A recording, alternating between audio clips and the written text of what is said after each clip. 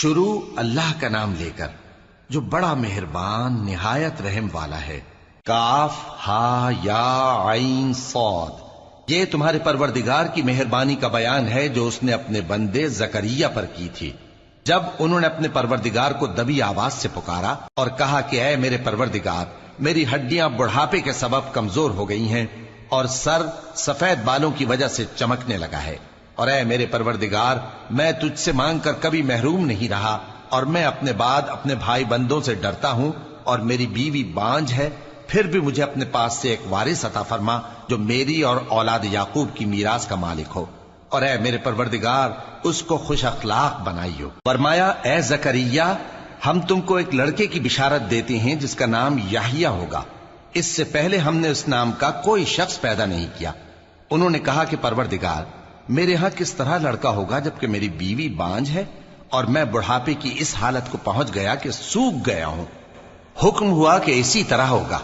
تمہارے پروردگار نے فرمایا ہے کہ مجھے یہ آسان ہے، اور میں پہلے تم کو بھی تو پیدا کر چکا ہوں اور تم کچھ چیز نہ تھے۔ کہا کہ پروردگار میرے لیے کوئی نشانی مقرر فرما۔ فرمایا نشانی یہ ہے کہ تم صحیح و سالم ہوتے ہوئے 3 رات دن لوگوں سے بات نہ کر سکو گے۔ پھر وہ عبادت کے حجرے سے نکل کر اپنی قوم کے پاس آئے تو ان سے اشارے سے کہا کہ صبح و شام تسبیح کرتے رہو۔ فرمایا اے یحییٰ، ہماری کتاب کو مضبوطی سے تھامے رہو، اور ہم نے ان کو لڑکپن ہی میں دانائی عطا فرمائی تھی اور اپنے پاس سے شفقت اور پاکیزگی دی تھی، اور وہ پرہیزگار تھے اور وہ اپنے ماں باپ کے ساتھ نیکی کرنے والے تھے اور سرکش اور نافرمان نہیں تھے۔ اور جس دن وہ پیدا ہوئے اور جس دن وفات پائیں گے اور جس دن زندہ کر کے اٹھائے جائیں گے ان پر سلام ہے۔ اور کتاب یعنی قرآن میں مریم کا بھی تذکرہ کرو، جب وہ اپنے لوگوں سے الگ ہو کر مکان کے مشرقی حصے میں چلی گئیں، پھر انہوں نے ان کی طرف سے پردہ کر لیا تو ہم نے ان کی طرف اپنا فرشتہ بھیجا، سو وہ ان کے سامنے ایک خوبصورت مرد کی صورت میں آیا۔ مریم بولی کہ اگر تم پرہیزگار ہو تو میں تم سے بچنے کے لیے رحمان کی پناہ لیتی ہوں۔ فرشتے نے کہا کہ میں تو تمہارے پروردگار کا بھیجا ہوا یعنی فرشتہ ہوں، اور اس لیے آیا ہوں کہ تمہیں پاکیزہ لڑکا بخشوں۔ مریم نے کہا کہ میرے ہاں لڑکا کیوں کر ہوگا جبکہ مجھے کسی مرد نے بطور شوہر چھوا تک نہیں اور میں بدکار بھی نہیں ہوں۔ فرشتے نے کہا کہ یوں ہی ہوگا، تمہارے پروردگار نے فرمایا کہ یہ مجھے آسان ہے اور میں اسے اسی طریق پر پیدا کروں گا تاکہ اس کو ہم لوگوں کے لیے اپنی طرف سے نشانی اور ذریعہ رحمت بنائیں، اور یہ کام مقرر ہو چکا ہے۔ چنانچہ وہ اس بچے کے ساتھ حاملہ ہو گئیں اور اسے لے کر ایک دور جگہ چلی گئیں۔ پھر درد ذہ ان کو کھجور کے تنے کی طرف لے آیا، کہنے لگیں کہ کاش میں اس سے پہلے مر چکتی اور بھولی بسری ہو گئی ہوتی۔ تب ان کے ٹیلے کے نیچے کی جانب سے فرشتے نے ان کو آواز دی کہ غمناک نہ ہو، تمہارے پروردگار نے تمہارے نیچے ایک چشمہ پیدا کر دیا ہے، اور کھجور کے تنے کو پکڑ کر اپنی طرف ہلاؤ، وہ تم پر تازہ عمدہ کھجوریں گرائے گا، تو کھاؤ اور پیو اور آنکھیں ٹھنڈی کرو۔ اگر تم کسی آدمی کو دیکھو تو کہنا کہ میں نے اللہ کے لیے روزے کی منت مانی، تو آج میں کسی آدمی سے ہرگز کلام نہیں کروں گی۔ پھر وہ اس بچے کو اٹھا کر اپنی برادری والوں کے پاس لے آئیں۔ وہ کہنے لگے کہ مریم یہ تو نے برا کام کیا، اے ہارون کی بہن، نہ تو تیرا باپ ہی برا آدمی تھا اور نہ تیری ماں ہی بدکار تھی۔ تو مریم نے اس بچے کی طرف اشارہ کیا۔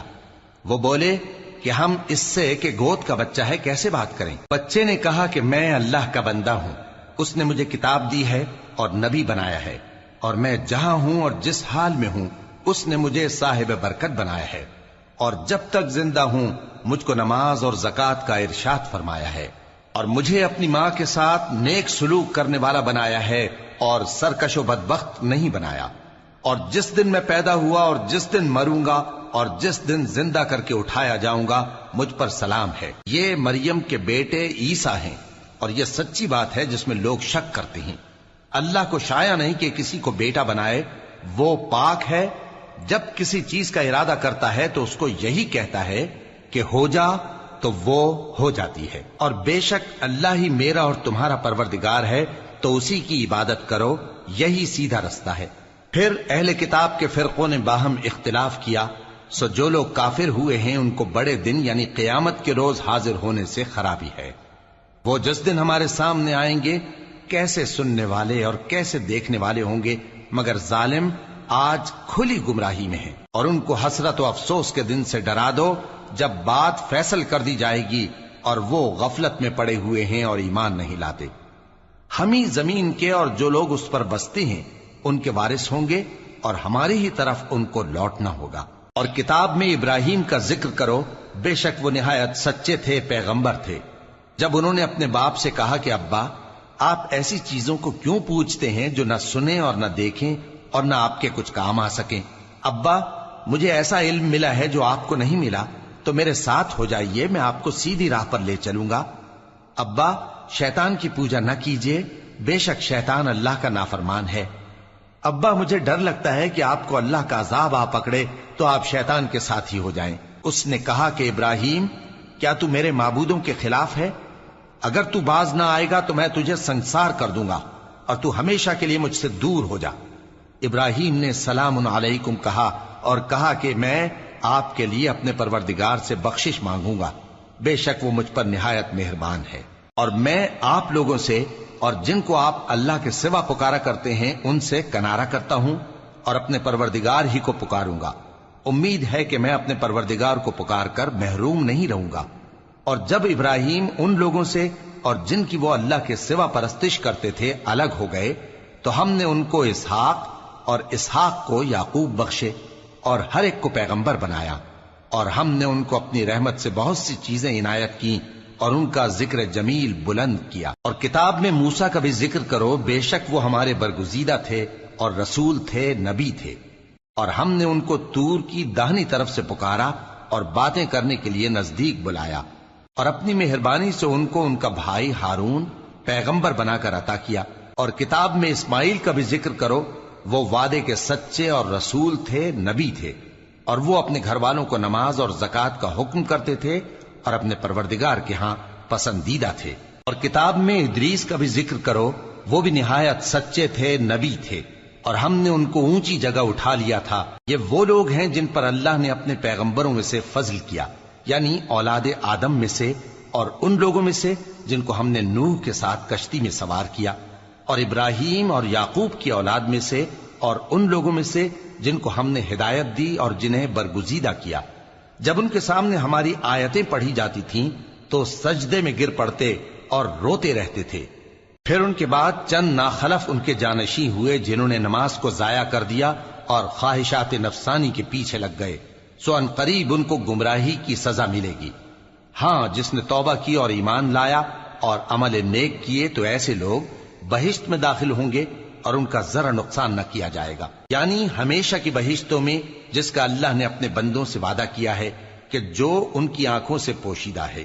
بے شک اس کا وعدہ نیکوکاروں کے سامنے آنے والا ہے، وہ اس میں سلام کے سوا کوئی بیہودہ کلام نہ سنیں گے اور ان کو صبح و شام کھانا ملے گا۔ یہی وہ جنت ہے جس کا ہم اپنے بندوں میں سے ایسے شخص کو مالک بنائیں گے جو پرہیزگار ہوگا۔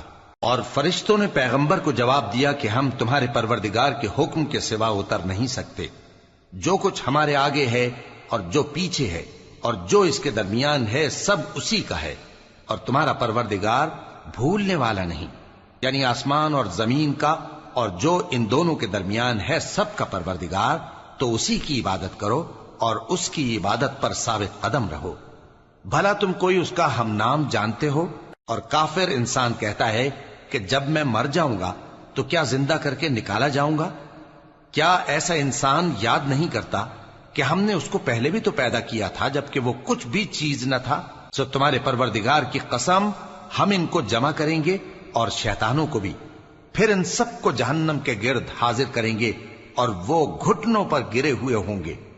پھر ہر گروہ میں سے ہم ایسے لوگوں کو کھینچ نکالیں گے جو رحمان کے مقابلے میں سخت سرکشی کرتے تھے، پھر ہم ان لوگوں سے خوب واقف ہیں جو اس میں داخل ہونے کے زیادہ لائق ہیں، اور تم میں سے کوئی شخص نہیں مگر اسے اس پر گزرنا ہوگا، یہ تمہارے پروردگار پر لازم ہے، مقرر ہے۔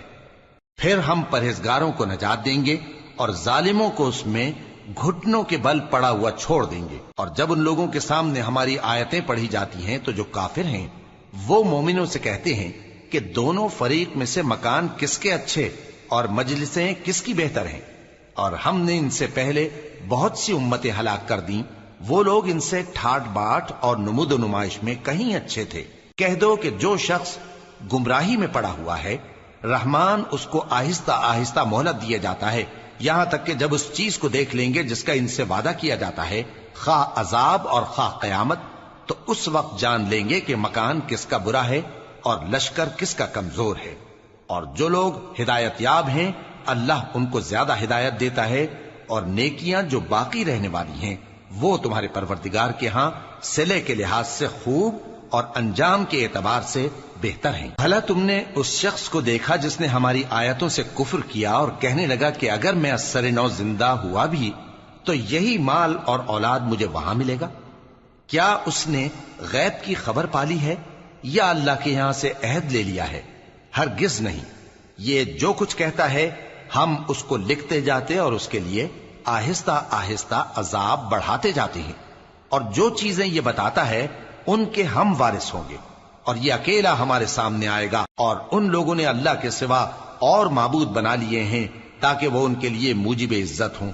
ہرگز نہیں، وہ معبود ان کی پرستش سے انکار کریں گے اور ان کے دشمن و مخالف ہوں گے۔ کیا تم نے نہیں دیکھا کہ ہم نے شیطانوں کو کافروں پر چھوڑ رکھا ہے کہ وہ ان کو خوب اکساتے رہتی ہیں؟ تو تم ان پر عذاب کے لیے جلدی نہ کرو کہ ہم تو ان کے لیے دن شمار کر رہے ہیں۔ جس روز ہم پرہیزگاروں کو رحمان کے سامنے بطور مہمان جمع کریں گے اور گناہگاروں کو دوزخ کی طرف پیاسے ہانک لے جائیں گے، تو لوگ کسی کی سفارش کا اختیار نہ رکھیں گے مگر جس نے رحمان سے اقرار لے لیا ہو، اور کہتے ہیں کہ رحمان بیٹا رکھتا ہے۔ ایسا کہنے والوں، یہ تو تم بری بات زبان پر لاتے ہو۔ قریب ہے کہ اس جھوٹ سے آسمان پھٹ پڑیں اور زمین شق ہو جائے اور پہاڑ پارا پارا ہو کر گر پڑیں کہ انہوں نے رحمان کے لیے بیٹا تجویز کیا، اور رحمان کو شایع نہیں کہ کسی کو بیٹا بنائے۔ ہر شخص جو آسمانوں اور زمین میں ہے رحمان کے روبرو بطور بندہ ہی آئے گا۔ اس نے ان سب کو اپنے علم سے گھیر رکھا اور ایک ایک کو شمار کر رکھا ہے، اور یہ سب قیامت کے دن اس کے سامنے اکیلے اکیلے حاضر ہوں گے۔ اور جو لوگ ایمان لائے اور عمل نیک کیے، رحمان ان کی محبت مخلوقات کے دل میں پیدا کر دے گا۔ اے پیغمبر صلی اللہ علیہ وآلہ وسلم، ہم نے یہ قرآن تمہاری زبان میں آسان بنا کر نازل کیا ہے تاکہ تم اس سے پرہیزگاروں کو خوشخبری پہنچا دو اور جھگڑالوؤں کو ڈر سنا دو، اور ہم نے ان سے پہلے بہت سے گروہوں کو ہلاک کر دیا ہے۔ بھلا تم ان میں سے کسی کو دیکھتے ہو یا کہیں ان کی بھنک سنتے ہو؟